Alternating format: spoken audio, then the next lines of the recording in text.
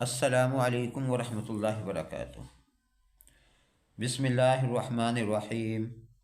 اسلامی تاریخ۔ حمرہ الاسد پر 3 روز قیام اور قیامت کا منظر۔ غزوہ احد کے بعد ابو سفیان اپنا لشکر لے کر مکہ واپس جاتے ہوئے مقام روحہ میں پہنچ کر کہنے لگا، ہمیں مکمل طور پر فتح حاصل کرنا چاہیے، تو نعوذ باللہ محمد صلی اللہ علیہ وسلم کو قتل کیوں نہ کروں، چلو واپس جا کر مسلمانوں کو صفا ہستی سے مٹا کر آئیں۔ جب نبی کریم صلی اللہ علیہ وسلم کو اس کی اطلاع ملی تو آپ صلی اللہ علیہ وسلم نے صرف ان مسلمانوں کو اس کا پیچھا کرنے کا حکم دیا جو جنگ احد میں شریک تھے۔ مسلمان زخمی اور خستہ حال ہونے کے باوجود فوراً تیار ہو گئے اور مدینے سے 8 میل دور حمرہ الاسد میں مقام پر پڑاؤ ڈالا۔ حمرہ الاسد میں پڑاؤ ڈالا۔ جو ابو سفیان کو ان کی بہادری اور شجاعت کا پتہ چلا کہ محمد صلی اللہ علیہ وسلم پھر اپنے ساتھیوں کو لے کر مقابلے کے لیے پیچھا کر رہے ہیں تو اس پر خوف طاری ہو گیا اور سب کی ہمت پست ہو گئی۔ بالآخر ابو سفیان اپنی فوج لے کر مکہ کی طرف فرار ہو گیا۔ حضور صلی اللہ علیہ وسلم نے وہاں 3 روز قیام فرمایا اور اطمینان کے ساتھ مدینہ واپس آ گئے۔ اللہ کی قدرت۔ مادے کا نظام۔ ہمیں انسانی جسم کے اندر جو نظام چل رہا ہے اس پر غور کرنا چاہیے۔ انسان جب لقمہ منہ میں ڈالتا ہے وہ معدے میں پہنچتا ہے، معدہ اس کو پکاتا ہے، پھر اس غذا کا جو اچھا حصہ ہوتا ہے اس کو باریک رگوں کے راستے سے جگر تک پہنچاتا ہے اور پھر جگر اس کو خون میں تبدیل کرتا ہے، اس خون کو باریک رگوں کے راستے سے پورے جسم میں بقدر ضرورت سپلائی کرتا ہے، اور معدے میں جو فاسد مادہ ہوتا ہے وہ پیشاب پخانے کے راستے سے باہر نکل جاتا ہے۔ اندر کا یہ سارا سارا نظام کون چلا رہا ہے؟ بلا شبہ وہی وحدہ لا شریک ہے۔ ایک فرض کے بارے میں۔ صبح کی نماز ادا کرنے پر حفاظت کا ذمہ۔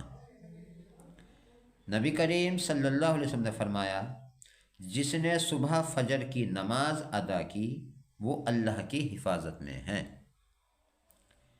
ایک سنت کے بارے میں۔ مونچھوں کو تراشنا۔ نبی کریم صلی اللہ علیہ وسلم مونچھوں کو تراشتے تھے اور فرمایا کرتے تھے کہ حضرت ابراہیم علیہ السلام بھی ایسا ہی کیا کرتے تھے۔ ایک اہم عمل کی فضیلت۔ کسی کو کھانا کھلانا۔ نبی کریم صلی اللہ علیہ وسلم نے فرمایا، جس نے کسی مومن کو کھانا کھلایا اور اس کو سیراب کر دیا تو اللہ تعالیٰ ایک خاص دروازے سے اس کو جنت میں داخل فرمائے گا جس میں اس کے جیسا عمل کرنے والا ہی داخل ہوگا۔ ایک گناہ کے بارے میں۔ آپس میں دشمنی رکھنا۔ نبی کریم صلی اللہ علیہ وسلم نے فرمایا، ہر پیر اور جمعرات کو اللہ کے دربار میں اعمال پیش کیے جاتے ہیں۔ اللہ تعالیٰ ان دنوں میں ہر ایسے شخص کی مغفرت فرما دیتا ہے جو اللہ کے ساتھ کسی کو شریک نہیں کرتا، مگر ان 2 آدمیوں کی مغفرت نہیں کرتا جن کے درمیان آپس میں دشمنی ہو۔ اللہ تعالیٰ فرماتا ہے کہ جب تک یہ دونوں صلح صفائی نہ کر لیں ان کو اسی حال پر چھوڑے رکھو۔ دنیا کے بارے میں۔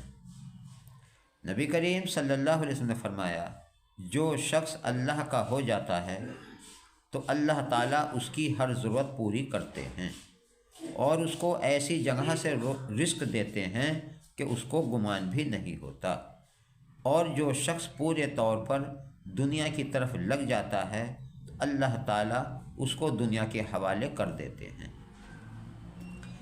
آخرت کے بارے میں۔ قرآن میں اللہ تعالیٰ فرماتا ہے، قیامت کے دن جب ستارے بے نور کر دیے جائیں گے اور آسمان پھٹ جائے گا اور پہاڑ اڑا دیے جائیں گے اور رسولوں کو وقت متعین پر جمع کیا جائے گا، ان تمام چیزوں میں کس دن کے لیے تاخیر کی گئی ہے ان تمام چیزوں کو فیصلے کے دن کے لیے رکھا گیا ہے۔ طب نبوی سے علاج، حضرت ایمن رضی اللہ عنہ آٹے کو چھان کر نبی کریم صلی اللہ علیہ وسلم کے لیے روٹی تیار کر رہی تھی۔ آپ صلی اللہ علیہ وسلم نے دریافت فرمایا یہ کیا ہے؟ انہوں نے عرض کیا یہ ہمارے ملک کا کھانا ہے جو آپ صلی اللہ علیہ وسلم کے لیے تیار کر رہی ہوں۔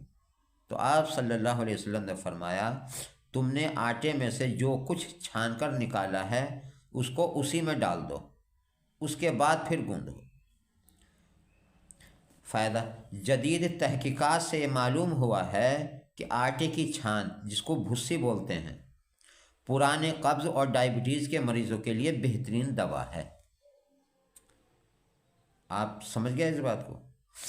جدید تحقیقات سے معلوم ہوتا ہے کہ آٹے کی چھان، جس کو ہم اس کو چھان کر نکال دیتے ہیں، جس کو بہت سی بھاشا میں بور بھی کہتے ہیں، جب آٹا چھان کے وہ چیز نکال دیتے ہیں تو اس کے اندر سے وہ طاقت نکل جاتی ہے جو قبض اور ڈائبٹیز کے لیے فائدہ مند ہوتی ہے۔ تو اس لیے آٹے کی چھان سے ڈائبٹیز اور قبض والوں کے لیے بہت فائدہ مند ہے، اس لیے آٹا بغیر ہی چھانے گوندھے، یہ بہت مفید ہے۔ قرآن کی نصیحت، قرآن میں اللہ تعالیٰ فرماتا ہے یہ قرآن ایک بابرکت کتاب ہے جس کو ہم نے آپ صلی اللہ علیہ وسلم پر اس لیے نازل کیا ہے کہ لوگ اس کی آیتوں میں غور و فکر کریں اور عقل مند لوگ اس سے نصیحت حاصل کریں۔ یہ تھی آج کی ہماری تعلیم، آپ کیسی لگی آپ ہمیں کمنٹس کر کے ضرور بتائیں، اور بھی اسی طرح کی مزید ویڈیو دیکھنے کے لیے آپ ہمارے چینل کو سبسکرائب کریں، بیل آئیکن دبائیں تاکہ سبھی ویڈیو کی نوٹیفیکیشن آپ تک پہنچ سکے۔ اپنا اور اپنوں کا خیال رکھیں، نماز کی پابندی کرتے رہیں اور اللہ تبارک و تعالیٰ سے دعا کرتے رہیں کہ اللہ تبارک و تعالیٰ ہم سب کو 5 گانا نماز پڑھنے کی توفیق عطا فرمائے۔ آمین ثم آمین۔ جزاک اللہ۔